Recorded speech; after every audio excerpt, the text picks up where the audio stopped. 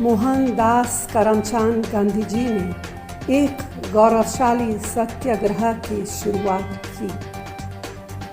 यहाँ के बेसहारा किसानों, मजदूरों, महिलाओं और गरीबों को बिना खदक, बिना ढाल अंग्रेजी हुकूमत के भय और शोषण से मुक्ति दिलाई थी।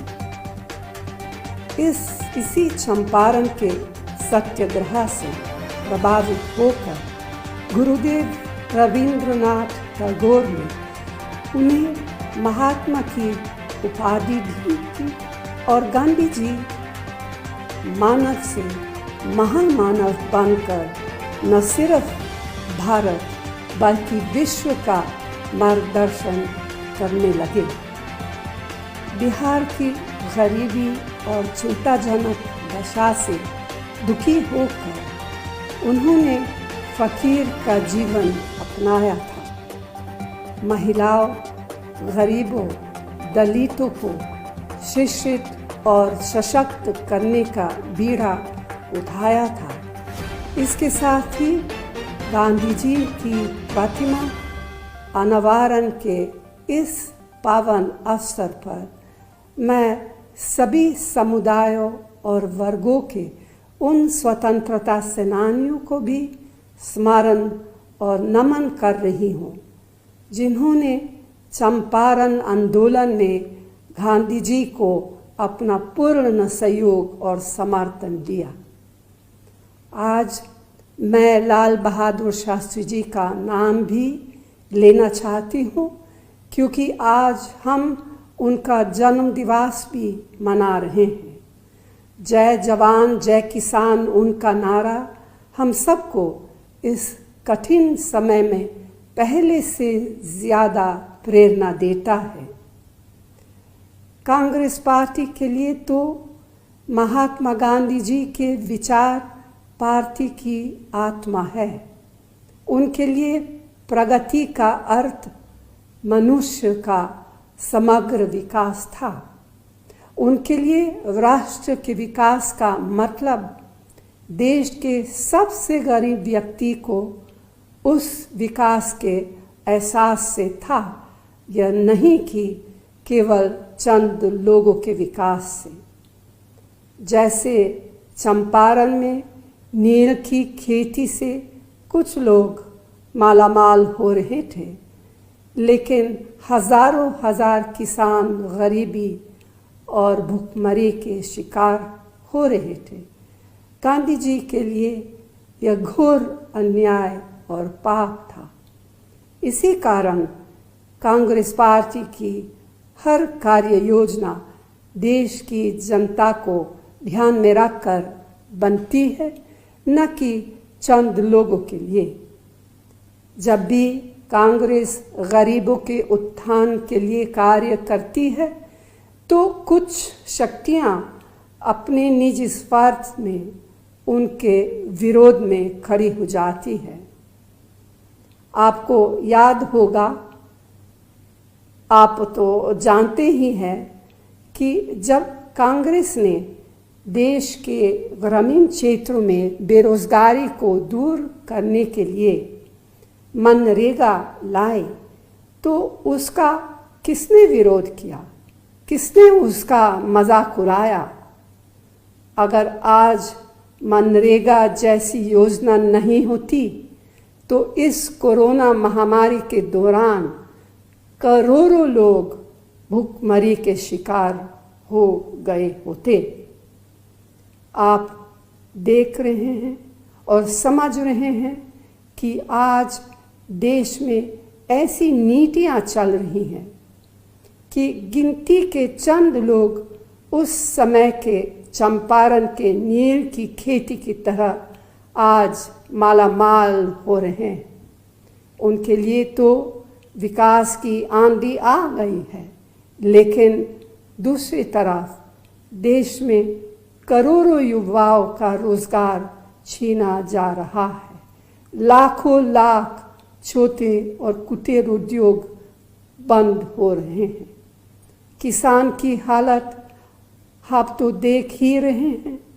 आप देख रहे हैं कि कांग्रेस के शासनकाल में जो देश को सबसे रोजगार देने वाली संस्थाएं थी, उनका निजीकरण किया जा रहा है।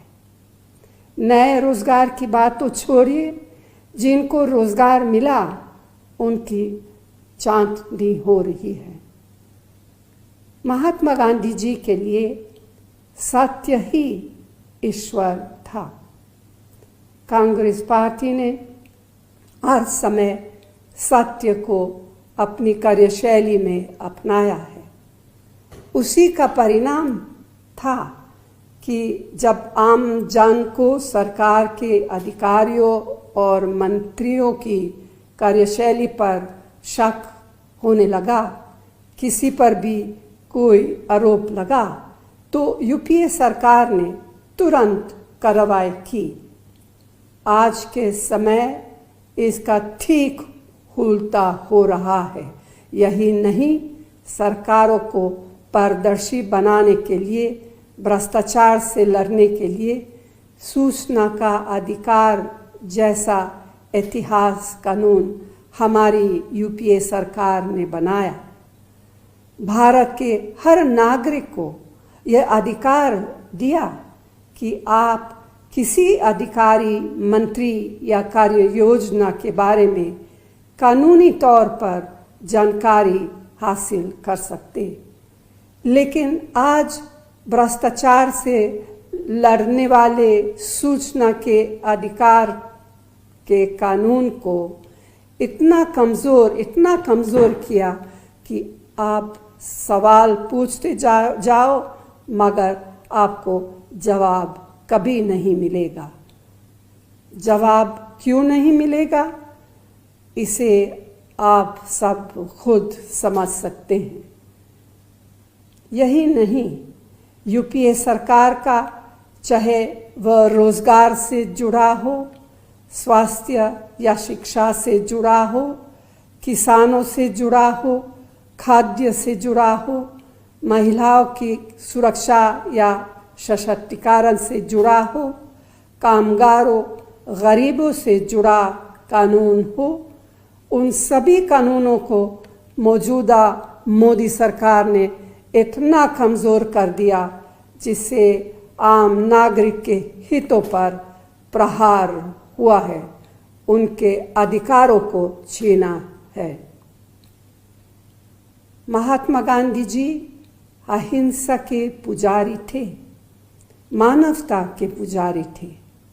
उनकी निगाह में कतार में खड़ा समाज का अंतिम व्यक्ति होता था, वंचित व्यक्ति होता था। वे सबको बराबरी की निगाह से देखते थे। आज कुछ लोग गांधी जी का नाम जोर शोर से तो लेते, लेकिन अपने कार्यों से उनके उसूलों और आदर्शों को चूर चूर कर दिया है। आप खुद देखिए, चारों तरफ हिंसा, चारों तरफ अराजकता, अत्याचार, दुराचार, जानबूझकर समाज में भेदभाव का माहौल बनाया जा रहा है। बेगुनाहों पर जुल्म किए जा रहे हैं। भाइयों और बहनों, बस अब बहुत हो गया है। मैं इतना कहना चाहती हूँ कि कुछ लोग भावना, भ्रम और भय का व्यापार करके सरकार चला रहे हैं। आप उन सब से सावधान रहें और सही निर्णय लें।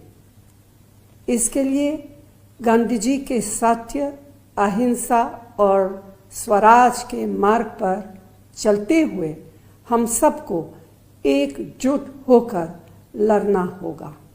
यही महात्मा गांधी जी को सच्ची श्रद्धांजलि होगी।